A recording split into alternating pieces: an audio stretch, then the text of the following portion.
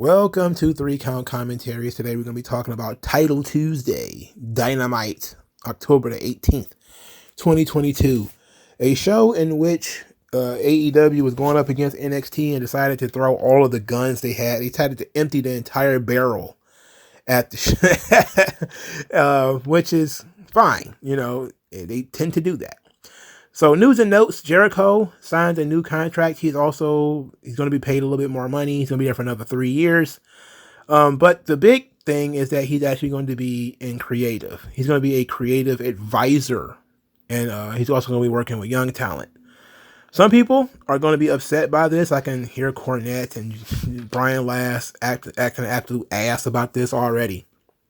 Personally, I think who better to help you with your creatives than Chris Jericho? Look, Chris Jericho is not perfect, but he knows what's going on. And Tony Khan did an interview once where he said that he would go to Chris and say, hey, I need a storyline to get Daniel Garcia over.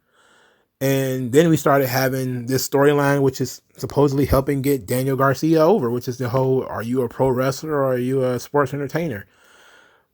It centers around Chris Jericho, but then again, it has to, right? Because Daniel Garcia is not a star on his own, and Jericho can, use his star power to help other guys get over, which is what he's been trying to do on TV. Has he been doing it successfully? I don't know. That's up to you to decide. But I'm not against Jericho being a creative force in AEW. I'm not against it at all. Jericho's stuff is okay. Is it fantastic? No. It's not as good as it used to be when he was first started doing AEW, but it's nowhere near the horse shit he was doing maybe in year 2 when he was feuding with like Orange Cassidy and stuff like that. That was absolute horse shit. It's not that bad, right? It's not that bad. So Jericho has a lot of experience working in television, working in creative, finally having a boss that's going to really listen to him and let him have input into what he's going on and be able to help others. It's a good thing. I'm not going to say Chris Jericho being around is a bad thing. He's not. Jericho being there is great. So AEW is going to be blessed with a documentary show. This is what I'm hearing. There's going to be a behind-the-scenes documentary show. And there will be talent who have the ability to opt out of the show if they don't want to be on it. But it's going to be some kind of behind-the-scenes. This is the thing that the chief content officer for TNT TBS was talking about, wanting to create shoulder programming for AEW. And I knew it was going to be some kind of behind the scenes thing, because it's easy content, just have somebody with a camera backstage asking wrestlers, how do you feel about this storyline or working with this guy? It's total divas shit, It's easy content for them to do. The question will be whether their audience is interested in that junk at all, which I don't think so. I'm not sure they're interested in that. As we saw with Rose to the Top, I don't think people were that interested in outside the ring stuff in terms of AEW. But I guess we'll see. So it's a big fat plus for them because it's going to be more money for the company, which is a positive. And speaking of more money for the company, I'm also hearing that they're going to be more Ring of Honor content and that they're going to have Final Battle in December, which is usually where it is. And that they might be getting a television contract for HBO Max. And it's probably be a 1-hour show on HBO Max, which is positive. If Ring of Honor can get back on TV, that would be fine.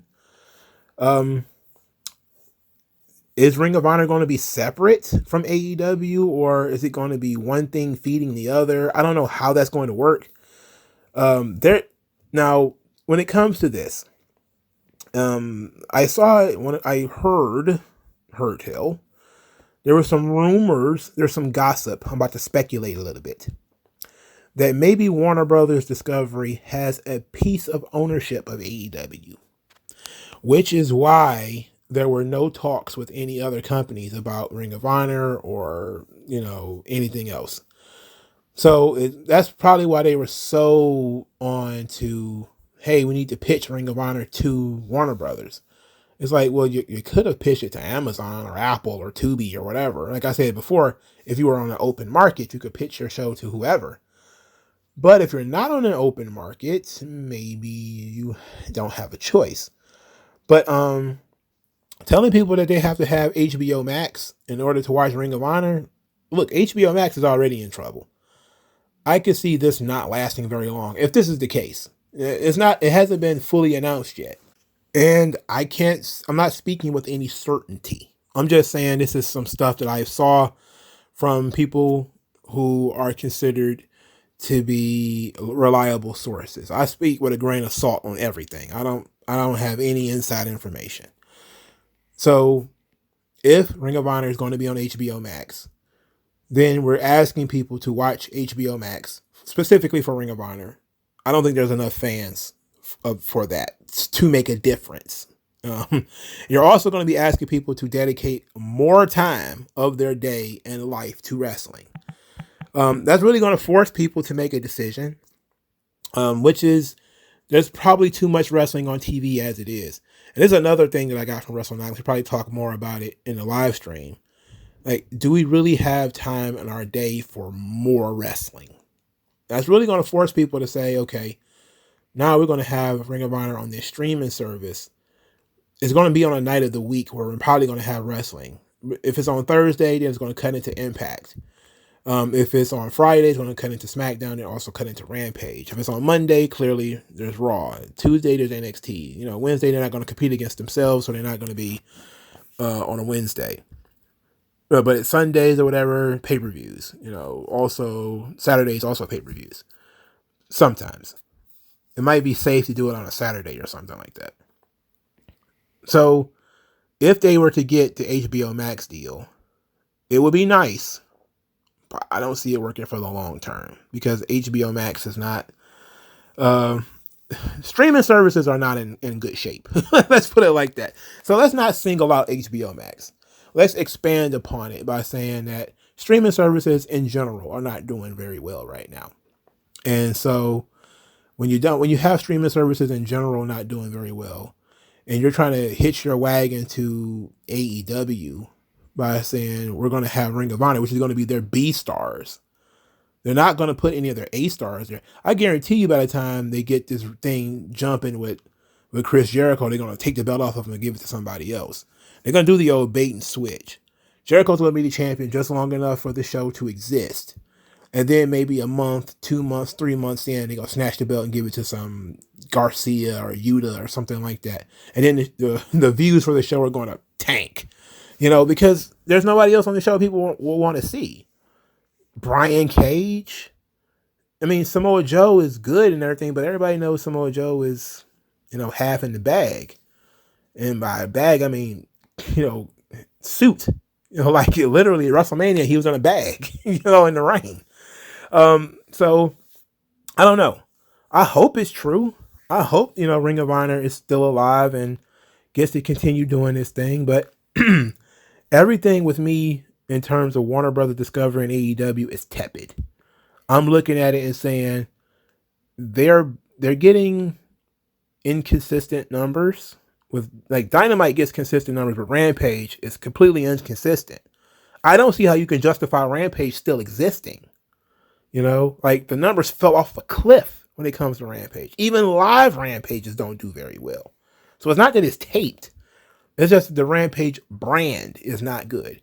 Trying to split the shows is not good. Dynamite tends to be okay because they load Dynamites up with Jericho and Danielson and Moxley and Punk and 20-minute MJF promos. That typically does very well.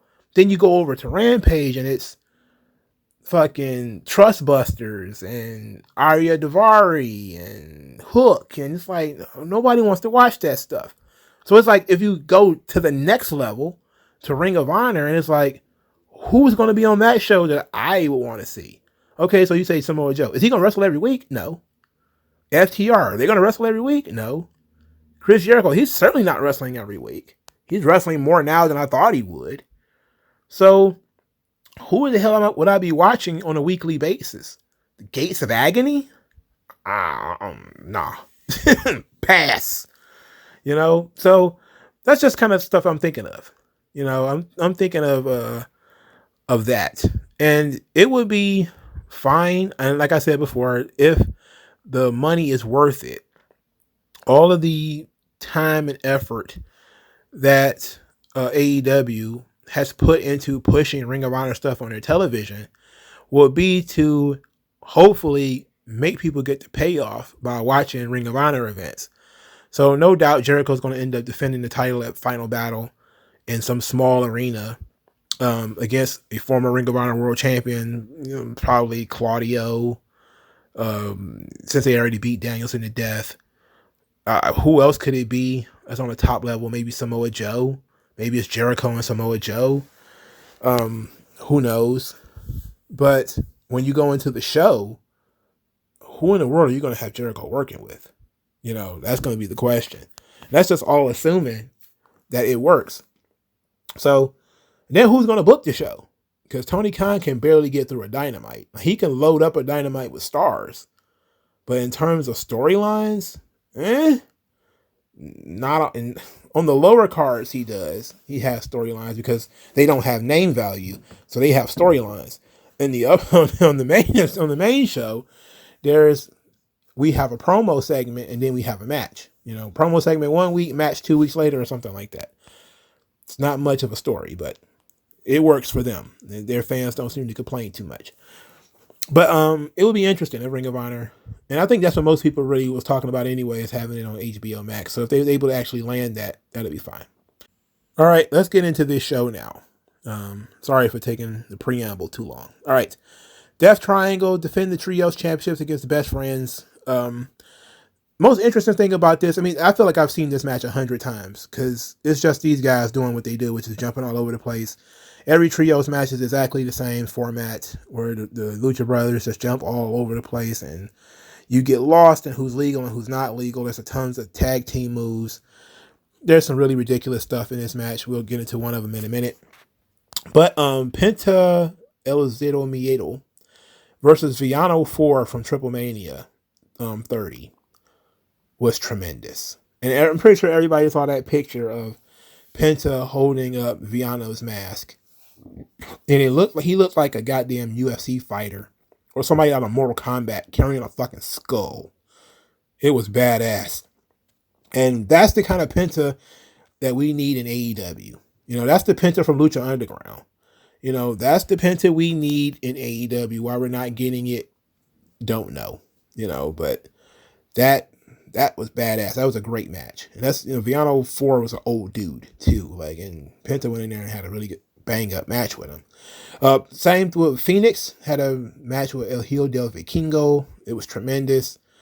A lot of spots, very spot festy, but it's Lucha Libre, and it's to be expected there.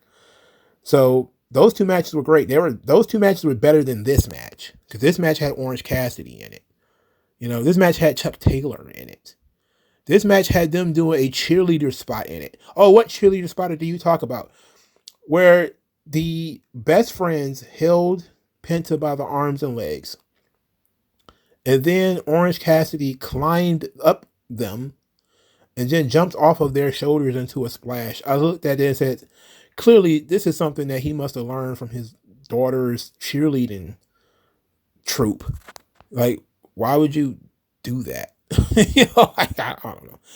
Penta hit Phoenix. Phoenix hit Chuck Taylor with some kind of the greetings from Asbury Park. Let's call it that. And pinned him, won the match. Okay, cool. Death Triangle. Well, Pac still has a title, so fine, whatever. Who cares? Britt Baker and Jamie Hayter cut a promo basically about one of them are going to end up becoming the world champion. I doubt that happens. Hikaru Shida lost to Tony Storm. Storm wins the match by Storm Zero. Of course, most people are starting to really catch on that AEW's crowds do not care about these matches at all. The crowd started out, let's go Shida, let's go Tony, let's go Shida, let's go Tony. But by the time the match was over, they were dead quiet. They literally did not care. Tony Storm wins. How could you have a pretty girl like Tony Storm and not get her over? And she's not over. Just by virtue of being a pretty girl, she should be over. People just be happy to see her, but no. And you draw a different kind of audience. You have a mostly male audience, and they're not interested in Never mind. Let's move on. So Jamie Hayter, Britt Baker, and Reba jumped Toni Storm after the match, beat her up. Saraya ran down there to beat up on Britt too. She also didn't really get much of a reaction. But who did get a reaction? Riho, who came down there to make the save as well. Riho comes out there and she looks like she's dressed for Alice's tea party at Wonderland. It was so frilly and girly, so feminine. I'm not gonna be mad at a feminine woman in in wrestling, but geez Louise, she looks like she's 14 years old. I mean, it's just she looks like she looks like a ninth grader. There was a vignette for the Kingdom versus Warjo, and I said, man, there's nothing I want to see less than Matt Taven in AEW.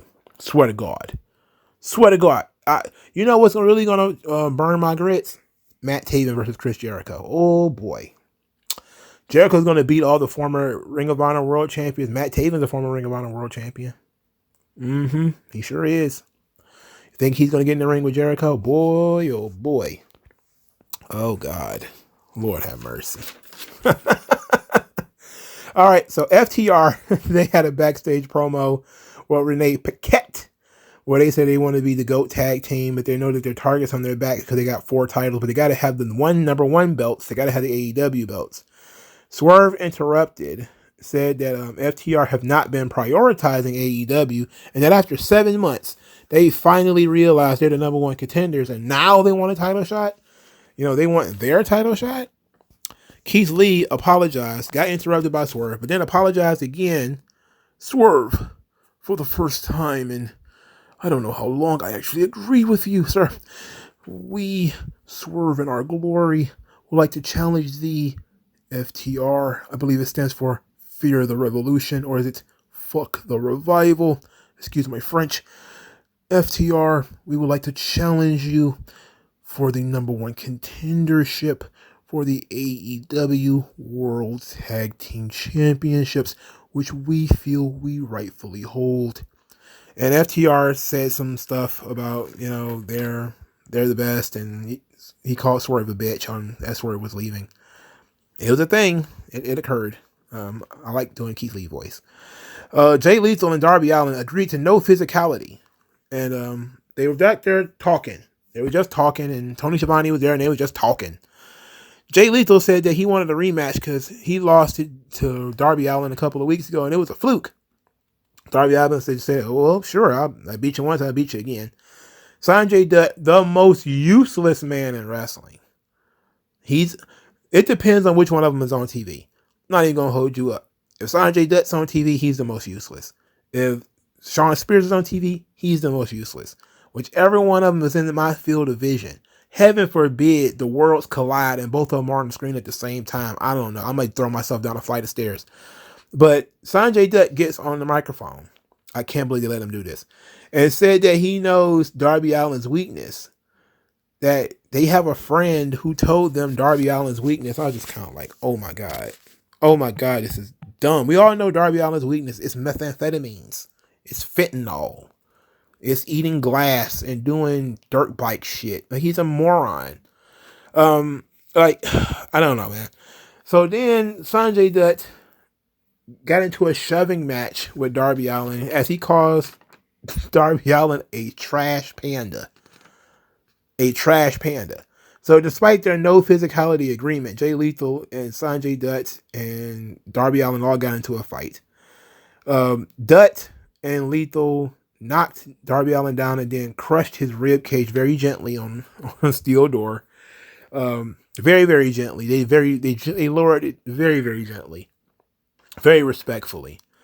Then Jay Lethal put him in the figure 4 while his body was trapped under that gate. Oh, that was pretty funny. I have no desire to see Sanjay Dutt do anything. I don't care. Sanjay Dutt gonna have kids or something. Go do something productive in the world, you know. Really. Go, you know, he could be a world-class chef or something like that. Anything better than him being on a wrestling show. He is not fit for this job. But what ended up being a tremendous segment, William Regal and MJF. Now, before we get into this, actually, matter of fact, let's get into this first, then I'll get into it later. MJF wanted to talk to William Regal and said that William Regal owes him some time because him and William Regal go back, and he wanted to explain to everybody what his problem with William Regal is. So we get this long story that, you know, the long and the short of it, I'm not going to go through the entire story, is that MJF was hired to be an extra in WWE. He impressed William Regal, who promised that he would get him a job. Then William Regal found out that MJF was only 19, thought that he was too young, wanted him to go get more experience. MJF stayed in touch, and then William Regal told him eventually WWE only hires the best and most qualified talents, yada, yada, yada. When you're one of those, then continue to send me your tapes and stuff, but I'm a very busy man. I have other things to do. So MJF felt rejected by William Regal, felt like William Regal had led him on, thinking that he was going to get a job in WWE, and then turned around and dumped him. So he says that this email crushed his hopes, crushed his career, made him want to kill himself. And that William Regal had helped the various members of the Blackpool Combat Club, like Bryan Danielson and Claudio Castagnoli, get jobs. So he felt like he was on that level. He should have got the help. Then he says, looking at Regal now, he's a sad old man who is clinging. Now he needs a job, William Regal. And he was able to get a job because he clung himself. He's leeching off of the guys he helped in the past. He's a succubus, living off those who have greater careers than himself. And that your former employers are willing to sell human lives to get MJF now. And he talked about the bidding war of 2024. Then said that he's going to be the AEW World Champion. Now, before we get into Regal's response, which I didn't think he would get a response, MJF got a massive babyface reaction to this. Because it's a pretty great promo. It's fantastic. My problem here is it makes everybody in AEW sound like a fucking basket case. Every time you turn around, somebody in AEW has mental problems. Is this a wrestling show, or is this like a behavioral center? Like, MJF's got ADD. Hangman Page has got depression. Eddie Kingston has depression and bipolar disorder. John Moxley is an alcoholic. Sting was a drug addict. Darby Allin, I think he might even have some mental problems, dealing with, survivor's guilt, where, his uncle passed away in a car accident or something like that. Every time you turn around, it's just one of these guys talking about their mental problems. In AEW, it's kind of like, God damn, is everybody in this company a fucking nutcase? Everybody? And no offense to people who are, legitimately need medication and stuff like that.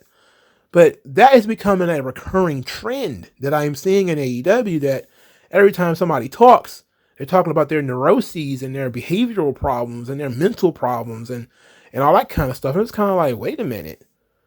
When did we start doing this so much in wrestling now? I don't remember anybody talking about, like what next? They're going to be talking about like my gout, my hemorrhoids. Like, what? I don't get it. Why are we talking about this stuff? And it does build tremendous amounts of sympathy, but it's also kind of manipulative because, look, from my understanding, and I feel like Regal should have said this. I like Regal's response, which we'll get into in a moment. But this seemed like this might be the first time in somebody's life MJF got told no. He was 19. He got really close. How many 19-year-olds would have damn near killed themselves to get an audience with William Regal so that he will actually watch their tapes? This guy was in William Regal, had his phone number, was able to contact him over and over and over again. You don't know how much of a blessing that was. There's plenty of wrestlers who couldn't get WWE to contact them back. Hell, Keith Lee was in that roster, who was literally on the roster, would constantly get ghosted by WWE. It happens, It's like the first time in his life he got told no. And he wanted to, I was a kid, you killed my dream. It's like, well, so what are you supposed to do? Give you a pity contract? If you weren't that good, you weren't that good. You worked at it, you got better. 7 years past you. Now you're really good. I get it, it's a sense of entitlement. But that's not how other people see it. Other people see it, and they were booing William Regal as he was cutting his promo because you killed the kid's dream. Not you were being a responsible adult and this kid was not ready. What you're watching right now is not what William Regal was seeing 7 years ago. All right? You're watching this guy right now. He's really good right now. 7 years prior to that, he wasn't all that good. William Regal was judging MJF at 19, not MJF at 26. Sorry, he didn't have a fucking crystal ball to be able to look into the future and say, oh, this kid's very good. I mean, all of these people who are booing William Regal, these are the same people who said WWE had the opportunity to sign Samoa Joe and they signed John Cena. How stupid are they? Like, yeah, look how fucking dumb they ended up being by signing John Cena and not Samoa Joe. I love Samoa Joe. But if you think Samoa Joe was going to have John Cena-like run, he wasn't. You know? They can only make the decisions based off what they have now. And sometimes people see the potential. So you'll get a young guy like a Randy Orton or something like that. Or an MJF who they will continue to push. They're very young. Maybe they're too young. And it takes some time to get them over and really get them in the system. But William Regal made I think a good decision. Because MJF, if he had been brought into WWE at 19, wouldn't have had a really good run. It wouldn't have worked out. All right. 7 years ago would have been 2015. Well, it wouldn't have looked too good for him. All right. It wouldn't have looked good at all. Now, he might have spent some time in NXT, but it wouldn't have looked good for him. He'd still probably be on an independent. He probably still would have got released with a bunch of other people a couple of years later. So, but I thought it was a great story. And it's a great origin story for a villainous character. That in his mind, he was really good. In his mind, he was getting there. In his mind, William Regal was supposed to help him. That's what he expected. He felt like William Regal made him a promise, and he didn't fulfill it. On the other hand, MJF is very entitled. You're 19. You're not that good yet. You know, he even said he'd only been training for like a year and a half or something like that. You're like, bro, you weren't that good. You know, like, what did you think was going to happen? But you're a kid. You know, you're a kid. You needed more experience. So William Regal responded that MJF mentioned that he was a kid at 19. Well, he started at 16, going to carnivals, fighting grown men to get into this business. And then he says that in MJF, he saw the potential in somebody who could be a big star. But kids, this is not a business for kids. And he says that if that email is what got you here right now, then you got it easy.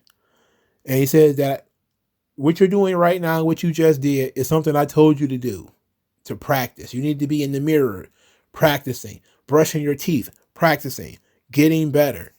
Then he said, but I never would put my hands on somebody like Tony Schiavone. Then he said that, and that's what he knew about MJF, that MJF likes to take shortcuts. And I thought that was a very nice little pivot. It was kind of rough, but it was a nice pivot. So he says that MJF has proven nothing to him. That, you know, MJF has other people do his dirty work for him. MJF wore a diamond ring that he could punch people in the head with. MJF doesn't do his own dirty work. He always has somebody else do his dirty work. And he says that there's always a code of honor, somewhat. He didn't use those words, but that's kind of where he was going with it. That you don't put your hands on somebody like Tony Schiavone. That MJF likes to take shortcuts. So then he turned his back to MJF, basically dared MJF to hit him. MJF did not do it. And then William Regal said that MJF still had a lot to learn. Phenomenal segment. Tremendous segment. I don't understand why they keep teasing MJF going babyface. It seems that that's really what they want to do. They want him to have sympathy, and you know, this was an awesome origin story. That one of the things that explains MJF and why he is the way that he is. This, and along with the CM Punk story, are so deeply personal. I think it really shows the strength that AEW has in digging into their wrestlers' backstory when they actually care about them, digging into that wrestler's backstory and utilizing it. They have done it numerous times with MJF and CM Punk and guys that they actually like. Moxley, Jericho, those guys. There's tons of other guys with great stories too that they don't even touch and go nowhere near, and they don't get on TV and all that kind of stuff.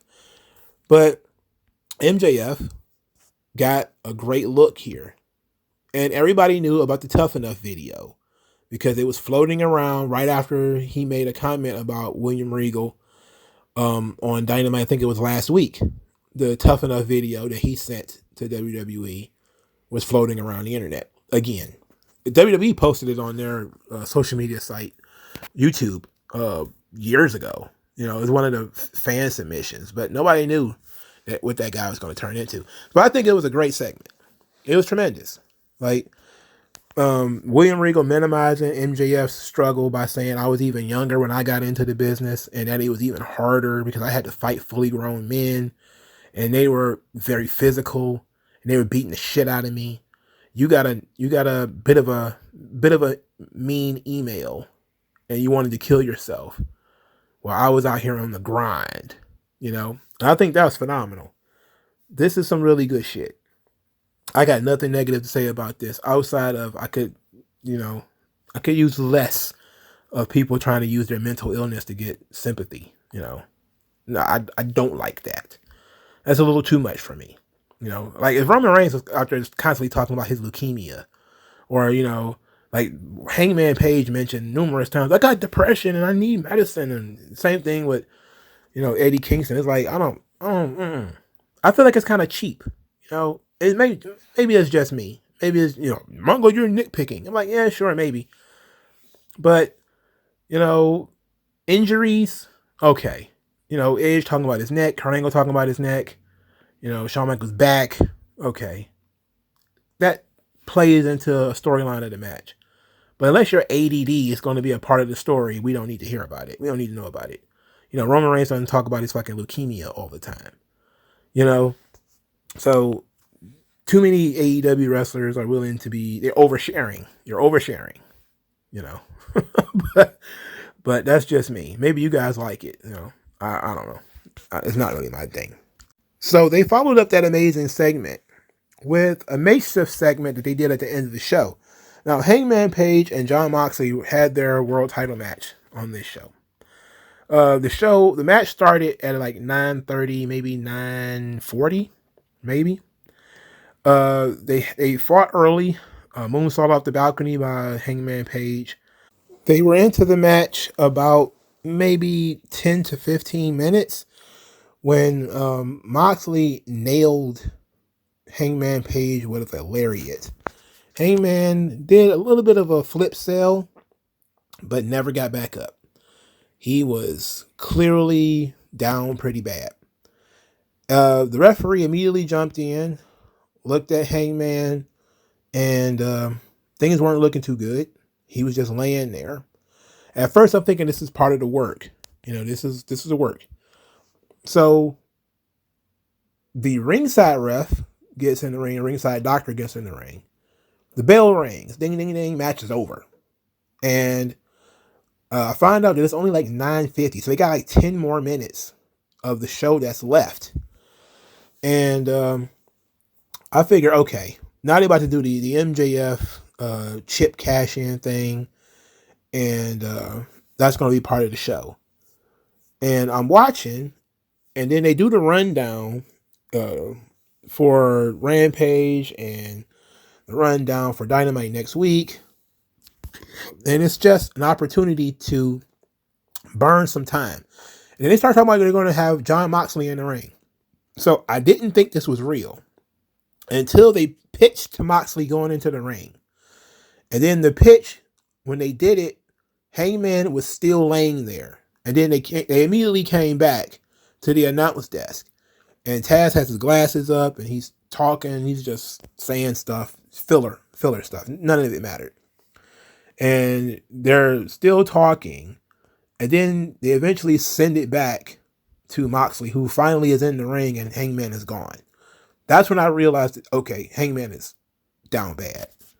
You know, hopefully he's okay. You know, but that, looking at it, it didn't look like a horrible botch. It looked like a regular goddamn clothesline. That's just, maybe it was the way he took the bump, and maybe it wasn't the contact that Moxley made. Maybe it was the way that Hangman took the bump, and how he landed on his face and head, and it kind of stung him and knocked him out. It didn't look like Moxley did anything wrong. Let's put it like that. I looked at it. It didn't look like Moxley did anything that was egregious, that was sloppy, or anything like that. It looked like it just might have been a freak fucking accident. So hopefully Hangman is okay. So at this point, they have to make it up. They're making it up as they go along. So Moxley gets on the microphone, and he starts talking about hopefully Hangman Page is okay. He's got a son. He's got a wife. They need him okay. The business needs him for him to be all right. He says this is a dangerous sport, and you put it all on the line when you get out there. And he says that he heard the little guy talking all his shit earlier. And usually he just lets him talk his shit because he's not breaking knuckles over. But he eventually did call out MJF. So MJF turns around, comes out there. They tease MJF cashing in his poker chip right now. And then he backed out, ran away. He ran up, got a microphone. MJF then said that he's a man. Same thing. I don't know what's up with these guys. That's another one. I'm a man. Okay, we get it. It says that he wants Moxley at 100%. He doesn't want any excuses at all. He will not take a shortcut. So he's going to tell him, full gear, he's cashing in his poker chip. And for the first time in his life, he's going to earn it. And Regal smiled devilishly at him. And then Moxley said, you're going to earn my boot in your mouth, my fist up your ass. He went into his Stone Cold gimmick, which is, it is what it is. I think this was really good in terms of something they made up on the fly to waste 10 minutes. Probably should have went to commercial, or something. But hopefully Hangman is okay. Now we know that MJF is going to win the title at Full Gear. They probably should swerve everybody and do it before Full Gear anyway. I think that would be nice. Tell people it's going to be at Full Gear, but then do it like 2 weeks before. Just to fuck with people. I would do that. That would be a great psychological game. MJF is a heel. Of course he's going to take a shortcut. Heels take shortcuts. That's what they do. Why would he want to be a babyface and tell people when he's going to do things? Why does he care what William Regal thinks? Why does he want to prove himself to William Regal? The goal should be world champion. That's the thing about villains. Villains and heroes often have the same goal. The difference is going to be how they go about it. The hero wants to be the world champion, so he works out, he trains, he eats right, he abstains from things like alcohol and some other distractions like drugs and stuff like that. While the villain, he indulges, he cheats, he takes those shortcuts, he takes the steroids, he takes the drugs. But it gets him to the same goal. And we usually have rules to prevent those guys from succeeding in that way, but sometimes they can circumvent those rules. So MJF, he's supposed to be the devil and all that kind of stuff. Why would he care? Ultimately, his goal is to be the AEW World Champion, not to be the most respected man in the locker room, not to be, the kind of guy that William Regal will look up to. That is all, it's supposed to be sort of materialistic. Like, I have the belt, therefore I must have the respect. And then you get okay, you achieved one goal, but you still haven't gotten there. And this kind of plays into their promo where William Regal says, because you're making a lot of money, because you won this ring, because, you're in this pot, in this place, you still haven't proven anything to me. I like that, because William Regal is not impressed by all of that stuff. He doesn't respect MJF because MJF takes shortcuts. But to me, it's like MJF needs to say to himself or say to the audience, if I become world champion, then you have to respect me. In which case, he'll then cheat to get the belt And then William Regal will say, I don't respect how you won it. Now you have to defend it with honor and all that kind of stuff, which MJF could then choose not to do, because who cares what William Regal thinks? But that's the whole game, is whether they're going to keep MJF as a heel or they want to make him a babyface. Or they may just say, there's no such thing as heels and baby faces in AEW. It doesn't matter. Everybody is everything, man. Just go with the flow, man. It's like, okay, well, I would prefer it if you would pick a baby face and a heel in these scenarios. But I liked it, especially for a segment that they came up with at the last minute. I thought it was pretty good. Hopefully Hangman Page is okay. All right, Ring of Honor World Title, Chris Jericho versus Dalton Castle. Dalton Castle brought out the boys. My love of Dalton Castle has not waned. He had a lot of boys on this joint. There's like 8 boys. All Chris Jericho came out with is Jake Hager. And this led to Jake Hager and the boys having the worst fucking fight outside. It was awful. It was so embarrassing. Jake Hager is wearing a purple hat. The boys jumped Jake Hager, and they looked like he was getting attacked by a fucking mob of kindergartners. Some of them were just patting him on the back and looking away from the camera. They weren't even looking at. I've never been in a fight where I'm not looking at the person I'm hitting. They're just looking around. I'm like, bro, you're on camera. At least look like you're trying to beat this fucking guy up. It looked awful. And then they take his hat. They cheer that they took his hat, and then he hawks up and beats up all of the boys. I was like, man, burn this part of the match to the ground. Jericho and Dalton Castle, though, they did pretty good. Dalton Castle is, again, I like Dalton Castle. Big fan of him. Jericho wins, of course. Of course he wins. Dalton Castle barely, not even on TV. Chris Jericho then gets on the microphone, celebrates, says that he's going to destroy everything about Ring of Honor. He doesn't want any Ring of Honor ring announcers, no Ring of Honor wrestlers, no Ring of Honor rules, no Code of Honor, and no Ring of Honor commentators. So he's going to attack Ian Riccaboni. Jerry Lynn comes out there, and Jericho, for some odd reason, tombstone power drives Jerry Lynn on the ramp. Like, that was so random. Now, it does play into what William Regal said about not putting your hands on, non-combatants. So it kind of plays into that. It's like William Regal needs to have a conversation with Jericho. Jericho's the worst piece of shit on the show at this point. He's worse than MJF. So like, he's not only cutting corners, but he is gleefully cutting corners and not giving a fuck about cutting corners and willfully decimating the legacy of a wrestling company that's built on honor. And William Regal just cut a promo basically about, being an honorable villain. That, you do whatever you have to do in order to win, but you just don't attack non-combatants. And you do things, even if they're kind of underhanded, you do them because you enjoy doing them, not necessarily because you need to. And that was sort of the thing with MJF, is he felt like MJF needed to.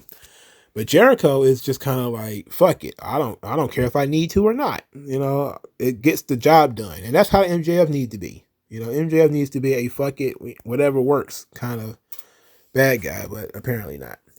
So I like the Jericho, Dalton Castle stuff. That wasn't that bad. Except the weirdness with Hager and the boys. That was awful. That was the shits. The Acclaimed was backstage with Billy Gunn. They set up a match Friday, title versus trademark. I wanted to fucking Earl. It was not good. Danielson and Yuta, they were backstage talking. Bryan Danielson was talking about how the Ring of Honor title meant a lot to him. He had high hopes for Daniel Garcia, that he thought Daniel Garcia could surpass him someday. And with the right guidance, Daniel Garcia could possibly be the best in the world. This offended Wheeler Yuta, who said that he's surprised in Bryan Danielson, because he's surprised why Danielson is surprised that Garcia did what he did. Saying that Garcia was just using Bryan Danielson, and how he bled, he being, Wheeler Yuta, pronouns, pal. He bled for the Blackpool Combat Club, but apparently that didn't mean anything to Bryan Danielson, and that maybe meeting your heroes is a mistake. So the Blackpool Combat Club, which existed all of maybe 6 months, is now already on the verge of losing a member in Wheeler Yuta because Wheeler Yuta is jealous of Danielson and his respect for Daniel Garcia. You know what? I'm not asking you don't dislike this. I kind of saw it coming, but it's because it's a sensible story. Danielson is a highly respected guy. Yuta wants Danielson's respect. He has it, but he doesn't value and doesn't view Garcia, Yuta the same as he views Garcia. So that would bother him, especially since that's one of his partners. So I'm okay with that. I'm okay with this storyline. I actually like it. Wheeler Yuta still sucks. Daniel Garcia still sucks. I wish they were doing this with better performers, but we're stuck with what we're stuck with. We're dealing with these guys. At least the material is not bad, even if they do suck at delivering lines and generally not having any charisma. At least the material makes sense, and the material is fine.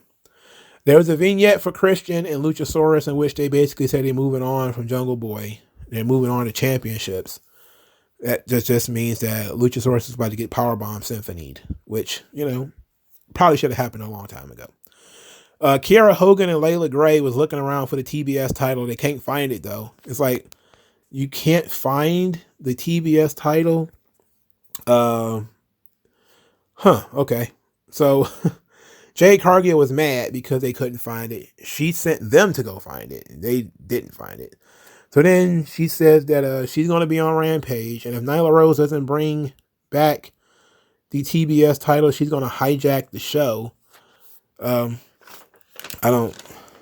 This is the only time that it seemed like, well, I think it may have been 3 times that it seemed like Jade Cargill was in a feud for the championship. And this seems to be their idea of a feud. I'm going to steal the belt, and we're going to play hide and seek with it. I'm going to take the belt, and then you try to find it and get it back from me. Boy. The dominant championship run of Jade Cargill is going to be remembered in history. For that time, the trans woman stole the title and disappeared into the mist. No, that nobody's ever going to believe that. Nobody's going to buy that as being anything memorable at all. Hopefully Jade Cargill gets her beloved belt back and gets a real storyline that features a real talent for her to really wrestle and get in there and grow with. Or at least do something to improve the stock of Kiera Hogan and Layla Gray, because they just kind of exist and they aren't doing anything. So AEW, I think they did okay. The MJF Regal stuff obviously was fantastic. And was the best shit of the evening, including all of NXT. And, quite possibly better than anything that was on Raw, too. As a matter of fact, I'm pretty sure it was. It was just a phenomenal promo between 2 guys who really, really can talk the shit. So it was very good. That was the highlight of the show, of course. The match, the world title match, was ruined by an injury. That can't be helped. There's nothing you could do about that. But the other matches, I really just didn't care for them. The trios title, I mean, why should I care about the 5th fucking Pac Orange Cassidy match? I don't care about those fucking guys at all. Hikaru Shida had no chance of winning against Toni Storm. Just makes no sense. I know that Toni Storm has continuously said over and over again she's tired of this interim thing and that Thunder Rosa needs to hurry up and come back. That's Tony Khan's fault, baby. I don't know why she keep blaming Thunder Rosa. It was Tony Khan's idea to make interim titles. He did that, not Thunder Rosa. But ultimately, outside of MJF and William Regal, the show was meh. But at least that stuff was very good, and at least they got 2 segments. So they got 2 pretty good segments on this show. That's more than I really expect to like on AEW. Oh yeah, the Jericho Dalton Castle stuff, minus the Hager and the boys. So at least that match was interesting too. So at least in terms of entertainment, AEW won the Tuesday Night War for the first time in probably forever. I actually enjoyed Dynamite more than NXT. which is 100% the fault of Shawn Michaels and Triple H for booking a shitty NXT. But what do you guys think? Like, share, subscribe. Thank you guys for your time. I shall talk to you guys later. Peace out. MagMongoSlade. Best house I ever drew, Daddy.